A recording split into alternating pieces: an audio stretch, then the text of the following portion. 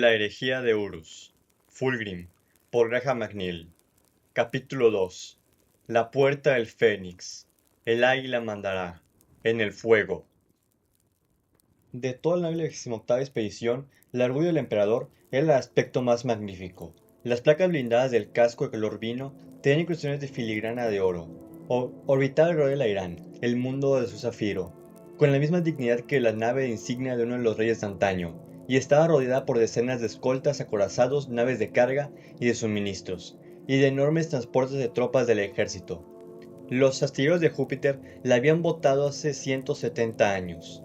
El propio fabricador general de Marte había supervisado el diseño y la construcción de la nave, y cada componente se había elaborado a mano siguiendo especificaciones increíblemente exigentes.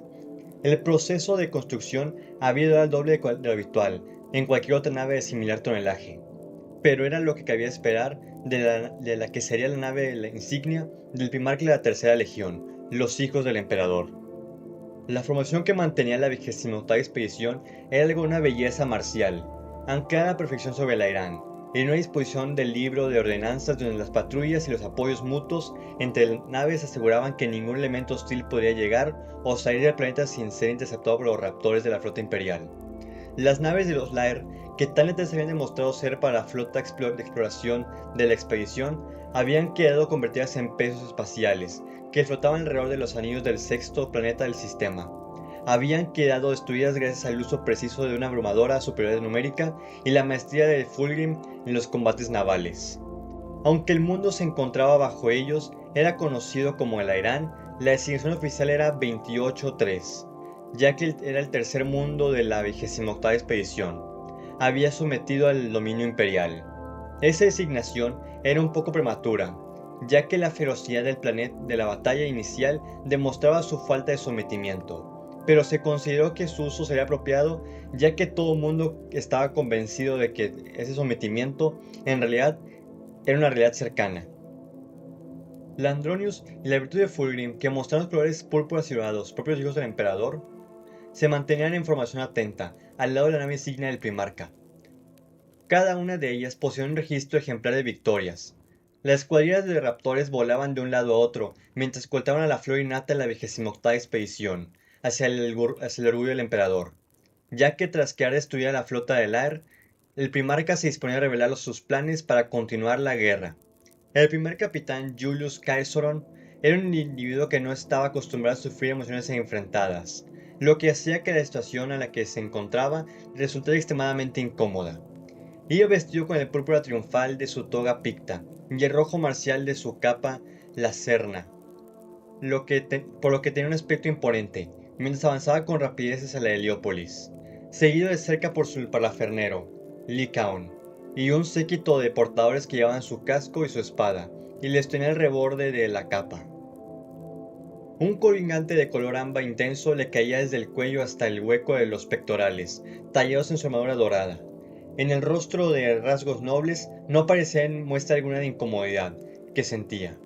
Mostrar una emoción como aquella sería sugerir que dudaba de la decisión que había tomado el primarca, y algo semejante era inconcebible. Avanzaban por un amplio pasillo procesional de pálidas paredes de mármol y de enormes columnas de ónice cuyas superficies estaban cubiertas de letras doradas, que contaban las batallas ganadas y las glorias conseguidas durante la Gran Cruzada. El orgullo del emperador iba a ser un legado de Fulgrim al futuro, y llegaba a grabar la historia del imperio en sus propios huesos. Las estatuas de los héroes de la legión se alineaban a lo largo de la avenida procesional, y las obras con marcos de oro, encargadas a los rememoradores de la expedición, aportaban parte del colorido tan necesario en aquel frío espacio. ¿Tenemos prisa?, le preguntó Lycaon, quien llevaba la armadura pulida y resplandeciente, aunque llamaba mucho más la atención que la del primer capitán. Pensé que Lord Fulgrim había dicho que esperaría nuestra llegada antes de presentar sus planes para la expedición. Así es, le espetó Julius, aunque lo que hizo fue caminar más deprisa, para consternación de los portadores. Pero si hemos de cumplir lo que exige, cuando antes baje a 28-3 mejor. Un mes, Lycaon. Quiere que tengamos sometido al Airán dentro de un mes. Los hombres están preparados para ello, le preguntó Lycaon. Podemos hacerlo. No dudo su capacidad para lograrlo, Lycaon, pero la lista de bajas será larga. quizás demasiado larga. Las zombies están preparadas para las rampas de lanzamiento. Solo esperamos la orden del primarca para atacar Lairán. Lo sé, dijo Julius con un gesto de asentimiento, pero debemos esperar a que el primarca dé la orden para lanzarlas. Incluso aunque la punta de lanza del capitán Demeter ya haya partido, le preguntó mientras pasaban por delante otros guerreros de los hijos del emperador, armados con lanzas doradas de tipo pilum, y que montaban guardia de intervalos en aquella vía triunfal. Aunque se mantenían inmóviles como estatuas, el feroz potencial de violencia que latía en el pecho de cada guerrero de Astartes era evidente en cada uno de ellos. Incluso así, admitió Julius, será una maniobra muy poco política comenzar la campaña propiamente sin dicha consultar con los demás oficiales de la expedición. Así que dirán que la punta de lanza no es más que una fuerza de reconocimiento agresiva en vez de ser la primera fuerza de ataque de la campaña. Lycaon se encogió de hombros y luego su movimiento negativo con la cabeza. Y entonces, ¿por qué tenemos que andar preocupándonos por los sentimientos de los miembros de la expedición? El primarca está al mando. Todos debemos obedecer las órdenes de los que le parezcan oportunas. Es lo correcto y adecuado. Julius no le contestó, aunque estaba de acuerdo con él. El primer capitán se sentía irritado por no estar ya con sus guerreros en el planeta. Había oído los informes iniciales de Solomon y de Marius, quienes en esos momentos todavía debían hallarse envueltos en feroces combates para apoderarse de la masa flotante de tierra llamada Atolón 19.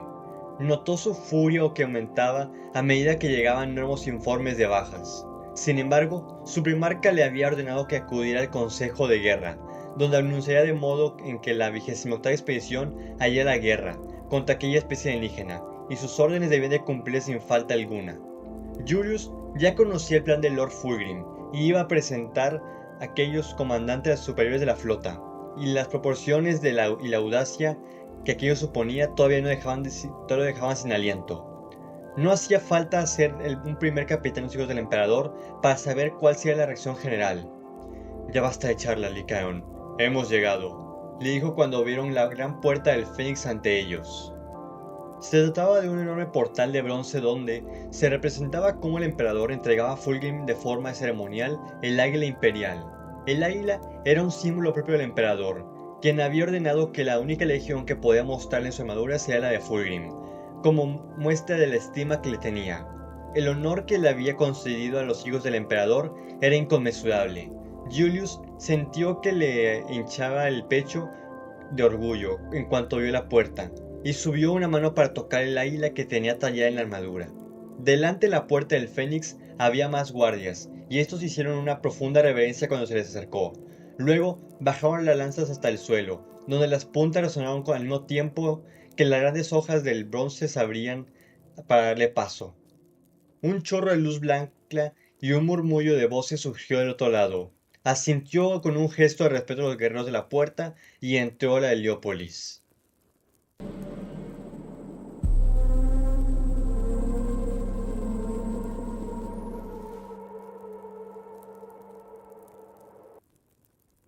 Solomon giró el borde para enfrentarse a la criatura que en ese momento cruzaba el aire de un salto para abalanzarse sobre él, con las garras extendidas y dispuesto a partirlo en dos. Apretó el gatillo y del cañón salió una ráfaga de proyectiles. La armadura púrpura y dorada quedó cubierta de chispas y de sangre amarilla, cuando la criatura reventó y se desplomó en el suelo convertido en una masa de carne. Aparecieron más enemigos, y la plaza no tardó en quedar repleta de cuerpos sinuosos y veloces y Astartes forcejeaban. Por lo que parecía, cada Lair podía tener un aspecto tremendamente distinto. Sus cuerpos eran diferentes según la zona de combate, y aparentemente estaban designados para actuar en esa zona de combate precisa. Solomon había visto en poco tiempo que llevaba en Lairán criaturas aladas, acuáticas y muchos tipos de variaciones de la forma básica de vida Lair. El capitán no se trataban de ramas divergentes, productos de la mutación genética o criaturas guerreras transformadas de modo deliberado, pero tampoco le importaba. Aquellas criaturas en concreto eran monstruos con la estatura elevada, con la parte inferior en forma de serpiente, común a todos los Lair, y el musculoso tórax cubierto por una armadura plateada de la que sobresalían las extremidades, y los dos brazos superiores estaban rematados por unas largas cuchillas centellantes, de formas curvadas y elegantes, similar a una cimitarra, mientras con cada uno de los brazos inferiores se empuñaban unos guanteletes cubiertos de energía chasqueante, que disparaban los letales rayos de color verde. Sus cabezas eran abultadas y parecían a los insectos con ojos múltiples, y mandíbulas sobresalientes que producían un chirrido rasposo cuando los atacaban. Solomon giró sobre sí mismo y le disparó con el Volter contra todos los cuerpos sinuosos que surgieron de las estructuras alienígenas talladas con el duro coral del atolón. Los veteranos que le acompañaban formaron una línea curva y él quedó situado en el punto central. Cada uno de los guerreros se colocó con presteza en su posición para hacer retroceder a los Lair, con cada paso que daban hacia la centellante columna de energía que se encontraba en el centro de la plaza. Los proyectiles de Volter llenaron el aire, y las explosiones lanzaron trozos de coral por doquier, a medida que el avance imparable de los hijos del emperador los llevaba hacia el interior de las ruinas aullantes y de la ciudad flotante. Solomon no disponía de comunicaciones, por lo que no tenía idea de cómo iba el capitán Caffen y Thelonious, pero confiaba en que la veteranía y el valor de ambos les permitiría salir adelante. Solomon en persona había probado sus ascensos, y les pase de lo que les pase, sería responsabilidad suya. Una descarga de fuego verde salió de un hueco de entrada que no habían visto. 3 astartes cayeron con las armaduras y las carne desintegrada bajo aquella energía electroquímica. ¡Enemigo al flanco!, gritó Solomon. Sus guerreros reaccionaron a modo preciso y fluido para enfrentarse a aquella amenaza. Cuando los Lair salieron de su escondite, se encontraron con las disciplinadas ráfagas de respuesta de los Volters de los hijos del emperador, que cambiaron de su posición para permitir que sus camaradas pudieran seguir disparando mientras ellos recargaban con rapidez. El capitán contempló lleno de orgullo cómo combatían con una eficiencia marcial sin paliativos, inigualada por ninguna otra legión. Las cargas enloquecidas de los lobos de Rus o las maniobras salvajes de los gigantes de Khan no eran en el modo que combatían los hijos del emperador. La legión de Fulgrim luchaba con la aplicación fría y la certeza de una fuerza perfecta y disciplinada. Una enorme explosión en la hecha de Solomon produjo una tremenda columna de humo que subió hacia el cielo. El capitán oyó el estampido del coral al estallarse contra el suelo cuando una de las grandes torres de la concha cayó envuelta en una nube de polvo y fuego. Las irritantes sirenas instaladas en su interior quedaron silenciadas para siempre. Los hijos del emperador habían conseguido avanzar unos 40 metros y se habían entrado en la plaza. La línea curvada los había llevado hasta el centro del cráter y al espacio abierto cubierto de escombros. Ya estaba bastante cerca de la columna de energía como para notar su calor. Cuando dio la orden para rodearla, los Lair renovaron su ataque con mayor fuerza. Sus cuerpos sinuosos se deslizaron por las ruinas de su hogar a una velocidad sobrenatural. Los cegadores rayos de luz verde y los proyectiles de Volter se entrecruzaron por toda la plaza, y en el aire se producían explosiones en ocasiones que los disparos de ambos bandos impactaban entre sí. Una oleada rugiente de alienígenas se lanzó contra los hijos del emperador. La parte inferior de sus cuerpos con forma de serpiente los impulsaba por el suelo desigual, con una velocidad antinatural, y Solomon se dio cuenta de que se había pasado el momento de las armas de fuego. Dejó el borde en el suelo, con un cuidado reverente, y desenvainó su espada sierra de la funda que llevaba en su espalda. Al igual que el Vorter y la espada, había sido muy modificada en las medidas del orgullo del emperador, bajo la atenta mirada de Marius Bariosean. Tanto la hoja como la empuñadura se habían alargado para darle un mayor alcance y permitirle blandirla a 2 manos, si era necesario. Los guardias de la empuñadura tenían las formas de alas desplegadas, y del polvo una majestuosa cabeza de águila. ¡Desenvainen!, gritó después de pulsar el botón de encendido. Un centenar de espadas relucieron bajo la luz del sol cuando los hijos del emperador desenvainaron sus armas en un movimiento coordinado y fluido. Los Lair se estrellaron contra los hijos del emperador, como una mancha borrosa de armaduras plateadas y hojas chasqueantes. Los astartes saltaron para enfrentarse cara a cara contra sus enemigos. El acero forjado en Marte chocó contra el filo alienígena en una lluvia de chispas que resonó por toda la ciudad. Solomon se agachó para esquivar un golpe lanzado contra su cabeza, y giró sobre sí mismo evitando el arco de ataque de la segunda hoja del alienígena, para clavarle la espada en el hueco que había entre el tórax, cubierto por armadura y la parte inferior del cuerpo. Los dientes de la sierra de la espada chirriaron a tropezar con la gruesa espina dorsal del enemigo, pero el capitán empujó con más fuerza y la criatura acabó cayendo al suelo y partida en dos mitades que se agitaron de forma espasmódica. Sus guerreros lucharon con serenidad, confiados en su superioridad y a sabiendas que su comandante se encontraba con ellos. Solomon arrancó la espada que le había quedado atascada en el alienígena, que había matado, y continuó su avance. Sus guerreros siguieron su ejemplo e hicieron retroceder al enemigo con mandobles mortíferos. La primera señal de que algo andaba mal fue un fuerte temblor que estremeció el firme con una vibración rugiente. De repente, el mundo cambió de orientación cuando el suelo se inclinó de forma brusca hacia un lado. Solomon se vio arrojado de bruces y rodó a la plaza principal, por la plaza inclinada, hasta caer dentro de los múltiples y profundos cráteres que salpicaban el campo de batalla. Recuperó el equilibrio con rapidez y sirvió para estudiar sus alrededores en busca de cualquier amenaza inmediata, pero no pudo ver nada. Tan solo logró captar el sonido del combate y tableteó unos disparos que se acercaban por la plaza a ambos lados. Si las sospechas de los alertos del mecánico eran correctas, aquellas columnas de energía mantenían en el aire los atolones de coral.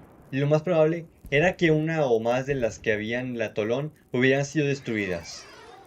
Solomon rodó para ponerse de pie y envainó la espada antes de empezar a trepar por la ladera de rocosa del cráter. Al llegar a la cima, sintió que se erizaban los pelos de la nuca. Miró a su alrededor, justo a tiempo para ver la silueta de un guerrero Lair que sobresalía por encima del borde del cráter. Alargó su mano para empuñar la espada, pero Lair se le echó encima antes de que le diera tiempo para desenvainarla de nuevo.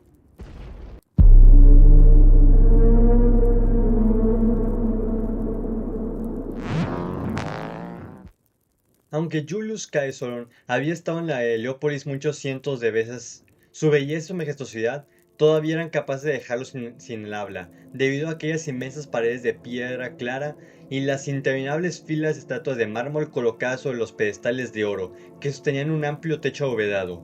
Unos mosaicos intrincados demasiado alejados como para que pudiera ver captar los detalles llenaban de revestimiento interior la cúpula, y entre las pilastras estrechas de mármol verde colgaban largos estandartes de seda de color púrpura y dorado.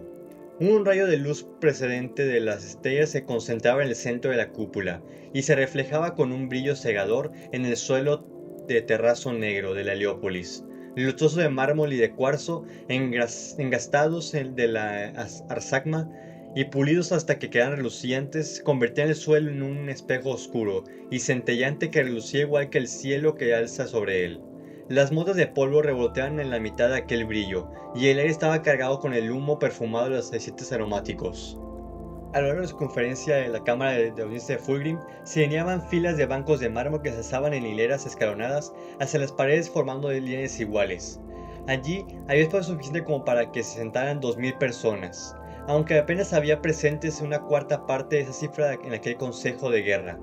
En el centro de la columna de luz estelar había una silla de mármol negro pulido, y allí era donde Fulgrim atendía las peticiones de sus guerreros y concedía audiencias. Aunque el primarca todavía no había otorgado a los allí reunidos la gracia de su presencia, la silla vacía en mitad de la cámara era un evidente recordatorio de su poder. Julius vio sentados en las bancadas de mármol a oficiales procedentes de las ramas militares de la 28ª expedición, y se dirigió a ocupar su puesto en uno de los bancos más cercanos al suelo. En el camino hizo un gesto de asentimiento de modo saludo a los que no se conocía, y se dio cuenta de que las miradas que todos lanzaban a su capa roja.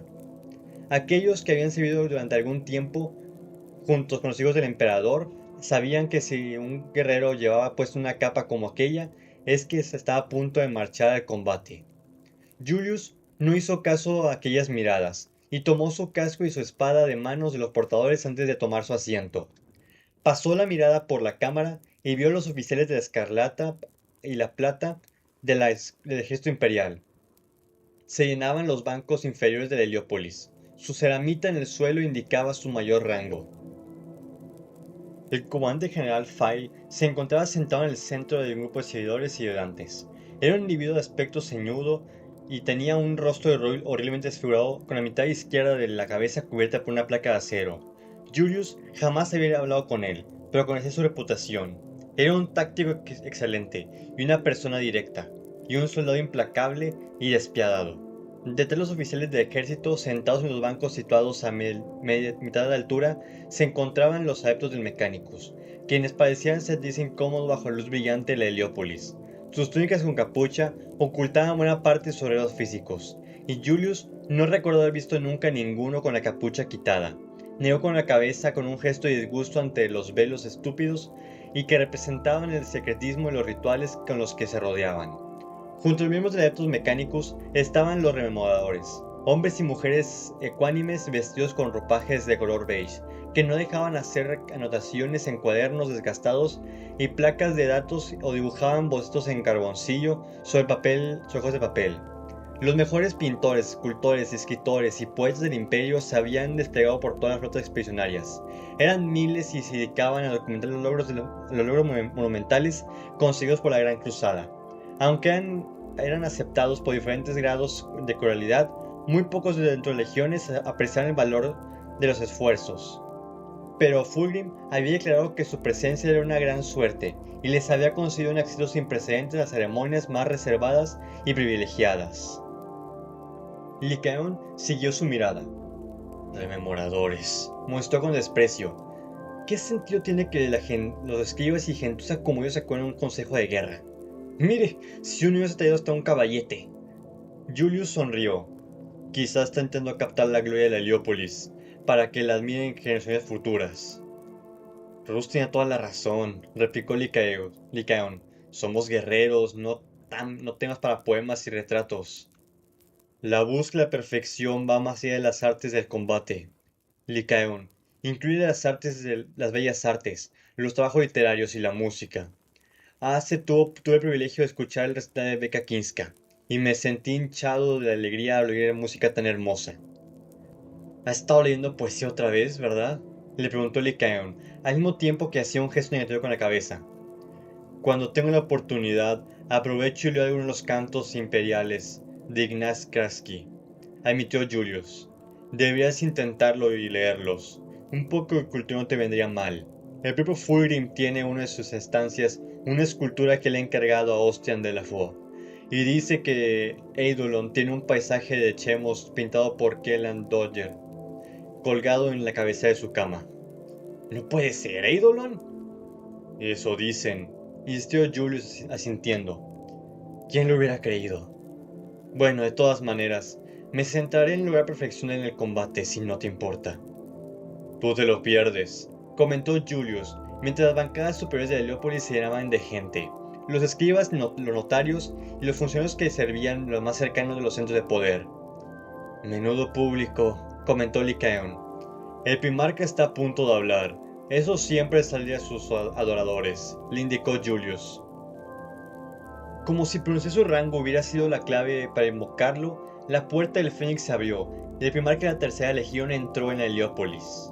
Fulgrim iba acompañado de sus lugartenientes más cercanos. Los guerreros, los adeptos y los que iban allí reunidos se pusieron de pie, de inmediato, y le hicieron una reverencia, maravillados por el guerrero perfecto y el aspecto magnífico que se encontraba ante ellos. Julius se puso de pie con todos los demás. Desapareció el disgusto que había sentido hasta un momento ante ver la emoción de ver de nuevo a su querido primarca. Una oleada de aplausos y los gritos de ¡Fénix! ¡Fénix!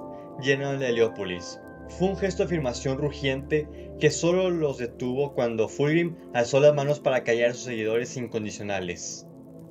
El primarca llevaba puesto una larga toga de tejido suave y de color crema pálido. Se veía con claridad la empuñadura de hierro del oscuro de su espada, la hoja llameante, que colgaba de su cadera.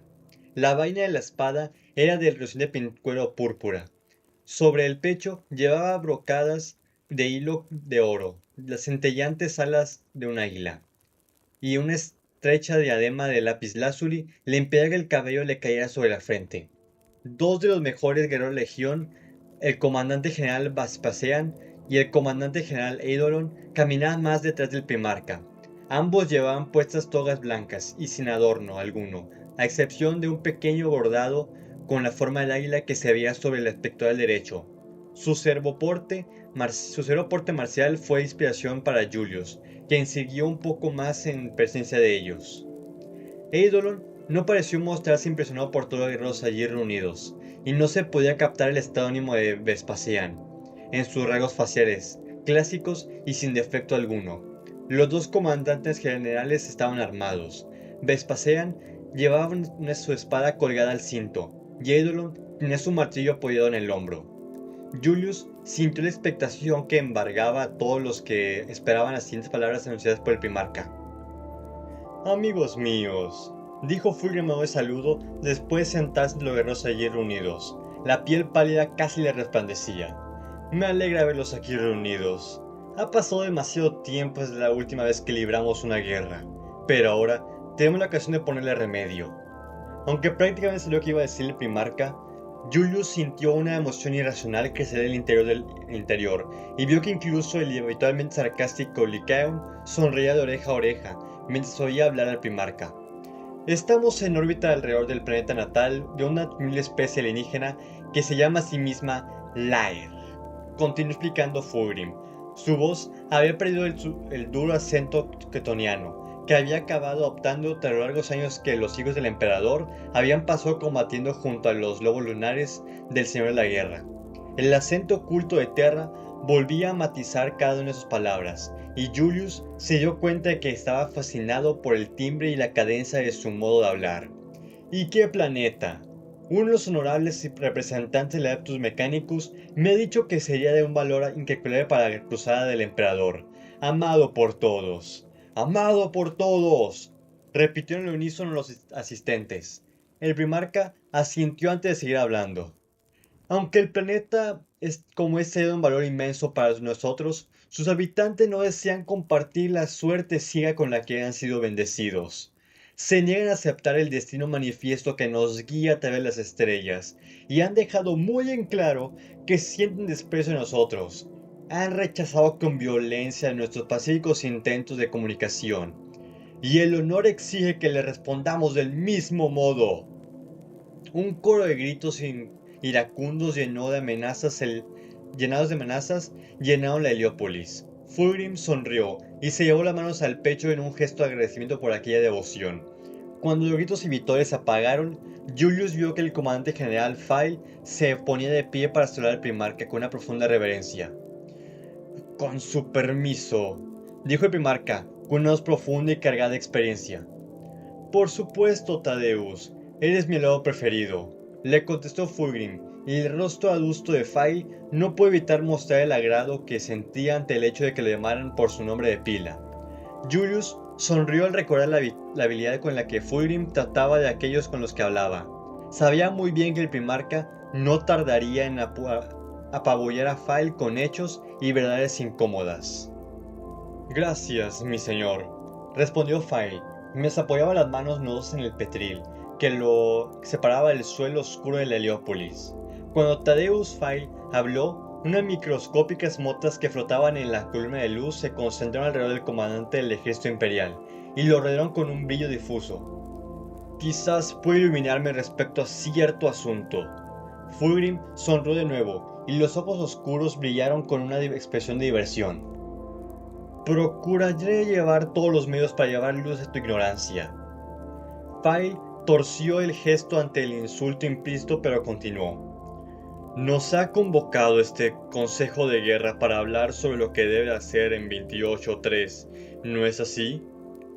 «Así es», respondió Fulgrim.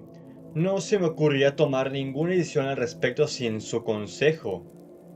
«Entonces, ¿por qué ya han enviado guerreros a la superficie del planeta?», quiso saber Fail, mostrando así una impresionante autoridad.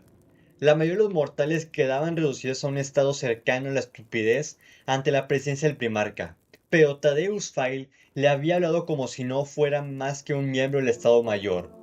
Julius sintió que se le encolerizaba ante un comportamiento tan grosero. «He oído que el Consejo de Terra ha decidido someter a los Lair. Sería demasiado costoso en vidas y llevaría demasiado tiempo, unos 10 años según me han dicho», siguió diciendo Fail sin apenas detenerse. «¿No llegó incluso a hablar de convertirlos en un protectorado del imperio?»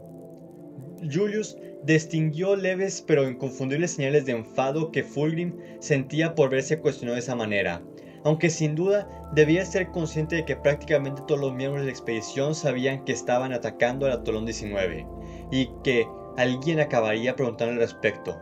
Se dio cuenta de que ese era el riesgo de fomentar la actitud abierta en el seno de la expedición.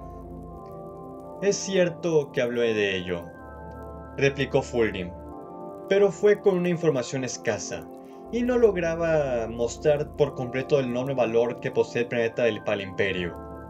El ataque que está produciéndose intenta reunir más información sobre la capacidad de combate de los Lair. El primarca se volvió hacia él, y Julius no pudo impedir que el impulso le acelerara cuando Fulgrim le clavó sus ojos de una mirada negra e intensa. Sabía la pregunta que le iba a hacer, y esperaba que sus astartes fueran capaces de cumplir lo que el primarca iba a pedirles. Primer capitán Caesoron, ¿están sus guerreros preparados para llevar la verdad imperial a 28-3? Julius se puso de pie, en posición de firmes. Notó cómo la luz de la cúpula lo cubría con su resplandor. Le juro por el fuego que lo está, mi señor. Solo esperamos sus órdenes. Entonces doy la orden, capitán Caesoron, dijo Fulgrim al mismo tiempo que se quitaba de golpe la túnica que le cubría la magnífica armadura, de placas pulidas hasta relucir. Dentro de un mes, el águila gobernará la Irán.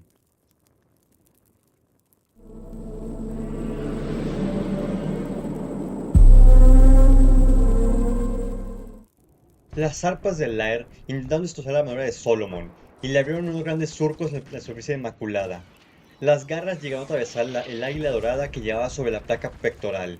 Los dos contendientes cayeron en el fondo del cráter cuando el suelo se movió de nuevo, y Solomon se encontró atrapado bajo el peso de la criatura.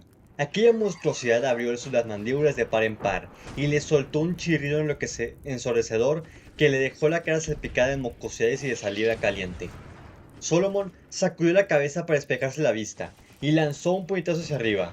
El puño aplastó los huesos que había dejado bajo la carne rojiza del guerrero alienígena. La bestia volvió a chillar. Un resplandor verdoso apareció de forma explosiva en cada uno de los puños al mismo tiempo que lanzaba un golpe con unos brazos inferiores. Solomon rodó a un lado un momento antes de que el guantelete plateado penetrara la roca como si no fuera nada más que arena. El comandante de segunda compañía se apartó de la criatura y se arrastró hacia atrás, con la espada pegada al cráter. El Lair aulló y la potencia de su grito fue algo casi físico, que hizo que el Astarte se tambaleara. Los cielos empezaron a zumbarle y se nubló levemente la vista. Intentó desenvainar la espada, pero el Lair se echó encima antes de que pudiera sacarla del todo. Ambos combatientes se formaron de nuevo sobre el suelo, convirtiéndose en un torbellino de extremidades blindadas y garras segmentadas. Los horribles ojos del Lair reflejaron el rostro contorsionado de Astartes, y Solomon sintió que se enfurecía cada vez más al verse atrapado en el fondo de aquel cráter, mientras sus guerreros combatían allá arriba sin él. Notó un tremendo dolor cuando el Lair logró saltarle con una de sus relucientes armas verdes en el costado, pero pudo girar el cuerpo antes de que se clavara en el vientre. No pudo esquivarlo, y tenía la espalda pegada a la pared. Del hueco de las mandíbulas surgió un torrente de chillidos inteligibles, y aunque aquel lenguaje le era absolutamente desconocido, a Solomon estaba seguro de que el alienígena disfrutaba con aquel enfrentamiento. «¡Vas a ver!», gruñó. Apretó la espalda contra la pared rocosa del cráter. El Lair enroscó la parte serpentina de su cuerpo y luego saltó hacia él con los brazos y las ceras extendidas. Solomon saltó a su vez contra su oponente, y ambos chocaron en el estruendo con las dos placas blindadas al estrellarse entre sí, para caer en el suelo de nuevo. El Astartes agarró uno de los relucientes brazos verdes del Lair mientras caía, y le propinó un tremendo codazo en la articulación que lo unía al cuerpo. El brazo salió arrancado del torso de la criatura acompañado de un chorro de sangre pestilente. Solomon giró sobre sí mismo y le clavó el arma de energía en el torso, donde su filo brillante atravesó con facilidad la armadura plateada. El Lair se desplomó, enrollándose sobre sí mismo, para sujetar la tremenda desgarradora de su carne. De su garganta surgió un terrible chillido mientras moría, y Solomon sintió de nuevo repugnancia al captar el placer que albergaba aquel grito. Asqueado, el Astartes arrojó a un lado el brazo amputado del Lair. El brillo de aquel arma repulsiva comenzaba ya a apagarse. Subió de nuevo por la pared del cráter y se asomó por encima del borde, justo a tiempo para ver que una nueva oleada de alienígenas inundaba la plaza. Solomon, que estaba al lado del combate en esos momentos, vio que sus guerreros estaban rodeados y que se defendían a la desesperada de la marea de enemigos. Gracias a su veteranía, se dio cuenta de que sin refuerzos no había forma posible de hacer frente a semejante superioridad de numérica. Ya habían caído decenas de astartes. Sus cuerpos se estremecían de forma involuntaria cuando las armas de energía provocaban espasmos nerviosos en los músculos heridos. Su capacidad de mando le indicó que sus guerreros sabían que estaban a punto de ser arrollados, y la furia se apoderó de él, al pensar que aquellos alienígenas podían profanar los cuerpos muertos de la segunda compañía. ¡Hijos del emperador!, gritó tras salir del cráter para dirigirse hacia las filas de sus astartes. ¡Mantenga la formación! Le juré al primer capitán, Cae Solon, que tomaríamos este lugar, y no nos llenaremos del propio incumplimiento de ese juramento. Captó casi imperceptiblemente el gesto de erguir un poco más la espalda en todos sus guerreros, y supuso que ninguno de ellos lo dejaría en evidencia. La segunda jamás le había mostrado la espalda a ningún guerrero, y él no esperaba que lo hicieran en ese momento. Antaño, si los guerreros huían del combate, su unidad era diezmada, es decir, uno de cada 10 de sus miembros eran ejecutados de una paliza que le propinaban sus antiguos hermanos de batalla como advertencia para los supervivientes. Solomon pensaba que era un castigo demasiado magnánimo. Un guerrero que hubo una vez podía acabar huyendo de nuevo. Se sentía orgulloso de que ninguna de sus escuadras hubiera necesitado jamás una lección tan brutal sobre el coraje. Seguían el ejemplo del todo. Él prefería morir antes de deshonrar a su legión con un acto de cobardía. El estruendo del combate era enloquecedor, y aunque la línea formada por los astartes había retrocedido ante el feroz contraataque de los Lair, no se había roto. Solomon recogió su Volter, tirado en el suelo irregular, y metió un cargador nuevo. Se dirigió al centro de la línea y se colocó en mitad del fragor del combate. Mató con precisión metódica hasta que se le acabó la munición, y luego desenvainó la espada. Combatió apuñalándola a dos manos, y la hoja afilada cortó y tajó carne alienígena mientras les gritaba a sus guerreros que se mantuvieran firmes a pesar de la marea del aire que les rodeaba.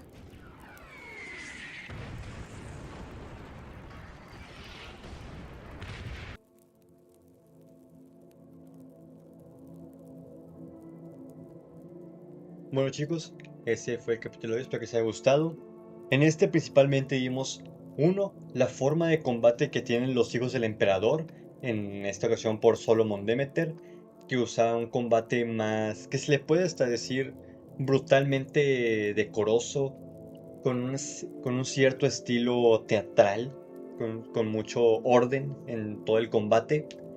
Además de ver cómo el primarca Fulgrim lleva a cabo sus consejos de guerra, donde a pesar de que se pone a nivel de los demás, de todos el resto de su consejo, para que pueda ser cuestionado, se ve que en muy pocas ocasiones le gusta que eso suceda, aunque cuando se es con alguna especie de insulto hacia él, como él lo percibe, y que se deja ver en claro su predisposición a la ira cuando se le cuestiona. Veremos más de esto en los siguientes capítulos. Su lamentador se despide. Pasamos a los saludos. Un saludo a Papá Cumpleañero, a The Peter One y a Joy Boy G85. Espero que sigan apoyando todo este contenido y recuerden que pueden dar like, comentar y suscribirse si les gustó el video. Nos vemos en la siguiente lectura. Bye.